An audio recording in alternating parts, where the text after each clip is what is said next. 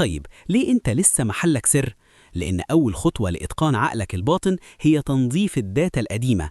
تخيل عقلك ده هارد ديسك، لو عليه فيروسات زي أنا مش هقدر، البلد صعدة، الرزق قليل، مهما نزلت عليه برامج نجاح الفيروسات هتمسحها. عارف ستيف جوبز مؤسس أبل كان مهووسا بالزن مديتيشن أو التأمل الواعي.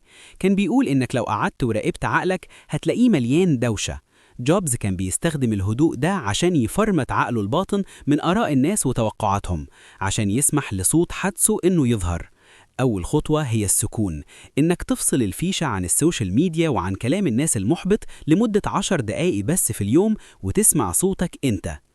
لو الكلام ده بدأ يغير فيك حاجة أو لو حسيت إنك محتاج الكتالوج ده في حياتك، انزل دلوقتي اشترك في القناة، لأن اللي جاي هو اللي هيخليك تسيطر فعلا على المارد اللي جواك.